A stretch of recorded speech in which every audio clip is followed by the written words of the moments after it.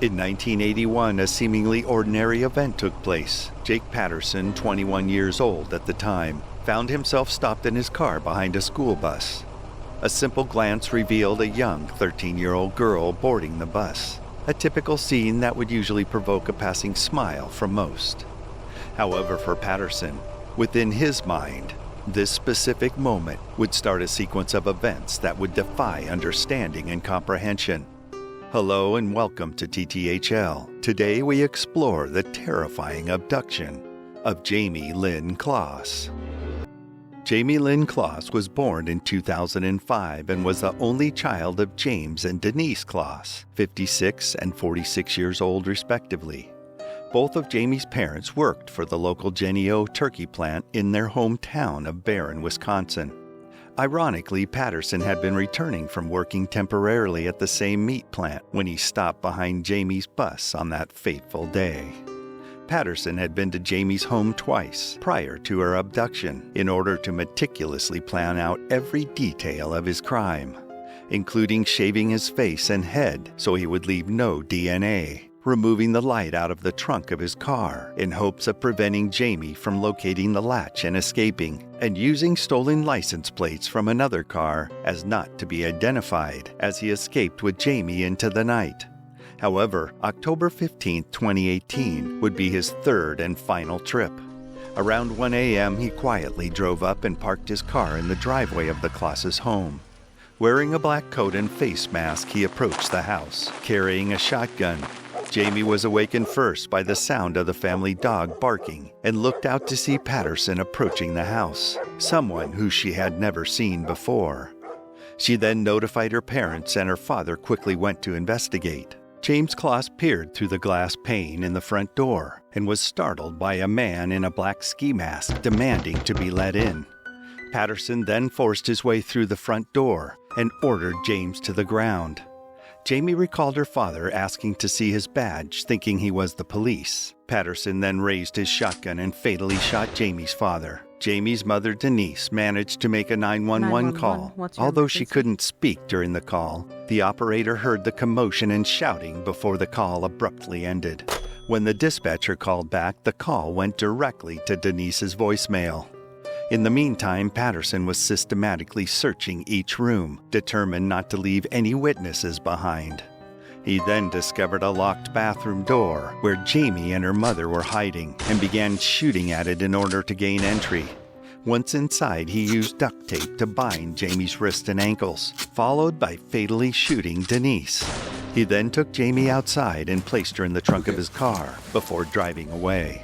Police arrived at the scene approximately 4 minutes after the 911 call.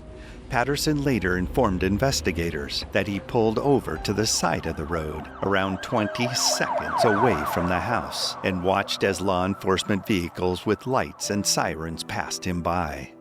Upon reaching his cabin, Patterson had Jayme change into different pajamas, forced her under his bed, and blocked it off with heavy items from the home and held it down with weights in an attempt to keep her held captive, and went to sleep. Soon after the abduction, the Jennie-O company announced a $25,000 reward for Jayme's safe return.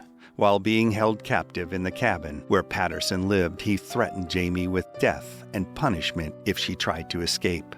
Patterson truly believed that Jayme was too scared to try escaping from him, confident that she wouldn't run away. Strangely, Patterson would have Jayme sleep with him in his bed at night and hid her underneath it during most of the day. Patterson did admit to having sexual fantasies about Jayme, but never acted on it because he later said that he felt terrible for killing her parents and leaving her an orphan. At times, Jayme would remain under the bed for hours at a time, without food and water. When he left the cabin, Patterson would leave loud music playing in his room in order to muffle any sounds that Jayme may have made. Then, in the afternoon of January 10, 2019, Patterson told Jayme that he was leaving for a couple of hours in order to take care of some errands. He hid her beneath his bed, surrounded by his belongings, as he typically did. However, once he left, Jayme managed to move the bin slightly and lift the weights that imprisoned her, freeing herself. She dashed out the front door wearing only a zip-up jacket, a light shirt, leggings, and a pair of Patterson sneakers. Now free, Jayme escaped down the street and quickly came upon a local woman, Jean Nutter, who just happened to be walking her dog. At first, Jean didn't recognize Jayme, but then remembered seeing her from the news reports and brought her to her neighbor's house. The police were called, and upon arrival, Jayme quickly informed them about Patterson, who had killed her parents, abducted her, and kept her captive just a few houses away from where she had been found. Despite the ordeal, neighbors found Jayme to be surprisingly calm, quiet, and somewhat surprised that Jean had remembered her from the news coverage of her disappearance. She kept repeating that her name was Jayme. "I'm Jayme, I'm Jayme," she told them. Around 4:45 p.m., police escorted Jayme away for her safety. The description she provided of Patterson and his vehicle allowed deputies to locate his car just minutes later.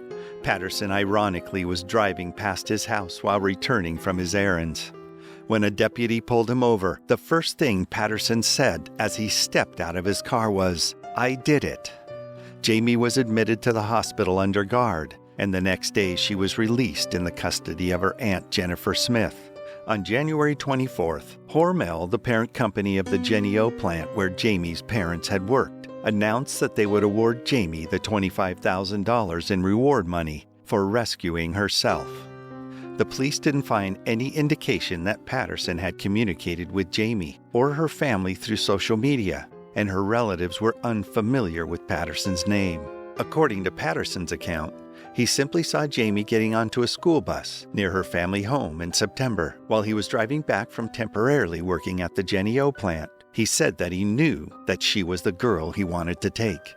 He was formally charged on January 14, 2019, with 2 counts of first-degree intentional homicide, 1 count of kidnapping, and 1 count of armed burglary. On March 27th, he pleaded guilty to 2 counts of intentional first-degree homicide and 1 count of kidnapping. On May 24th, Patterson was handed the harshest sentence possible, 2 consecutive life imprisonments without parole for the murders of James and Jayme Closs, along with an additional 40 years for the kidnapping. Douglas County authorities chose not to pursue charges related to Closs's 88 days in captivity, believing there was enough evidence to secure a life sentence without parole, without additional charges, and to spare Jayme from further questioning.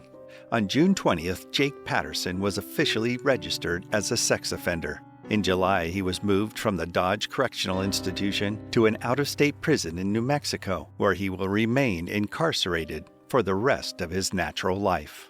The strength that Jayme displayed under her ordeal was truly inspiring. The community's support for Jayme never waned. They rallied around her with unwavering love and were determined to help her heal and rebuild her life. Today, Jayme is a symbol of resilience and strength.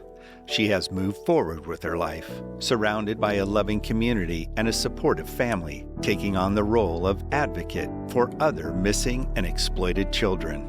Her story has garnered significant media coverage, shining a spotlight on the issue of child abduction and underscoring the importance of increased support for both victims and their families.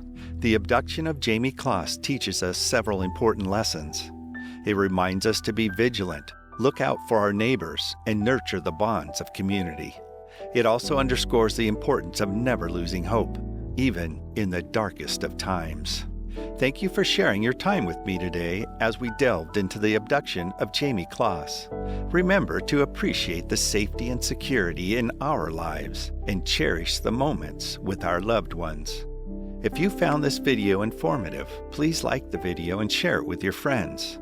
Also subscribe to stay updated on upcoming content. As always, we will continue to explore the crossroads of light and shadow for our next terrifying tale or haunted location. Until next time, thank you for watching.